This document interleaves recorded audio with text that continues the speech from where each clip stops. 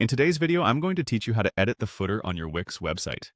Editing the footer is a crucial part of customizing your site, as it often contains essential information like contact details, privacy policies, and other links visitors need to access easily. So, let's dive in and get you set up with a footer that truly represents your site. First off, you want to head over to the Wix website editor. This is where all the magic happens. Open your preferred browser and log into your Wix account. Once logged in, select the website you wish to edit. Upon doing this, you'll be directed straight into the editor interface. This is where you'll see your entire website laid out, including all of your pages and sections. Spot your footer at the bottom of the page. It's the section that repeats on all pages for a consistent look and feel. Next, you want to click directly on your footer. Hover over the footer area and give it a click. This action will select the footer space, allowing you to start making modifications. You'll notice that when selected, various editing options become available. This is where you have the power to make all the tweaks needed to personalize your footer.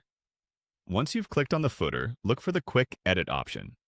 This option is designed to make the process even more streamlined for you, ensuring that you don't have to navigate through complex menus or settings to make simple changes. It's almost like having a shortcut to your footer's main editing features right at your fingertips. By clicking on Quick Edit, you open the door to adjust text, links, and other elements effortlessly. As you're continuing to shape your footer, you'll see an option that says Set Links. Clicking on this will allow you to edit the hyperlinks within your footer. This is incredibly handy for updating links that lead users to important pages, such as your privacy policy or contact page. Ensuring these links are correct and functioning properly is key to maintaining a professional and user-friendly site. Lastly, let's talk about changing the column background. When you select Change Column Background, you're given the opportunity to adjust the visual design of your footer. This step lets you alter colors and backgrounds, allowing you to match or contrast your footer with the rest of your site's visual theme.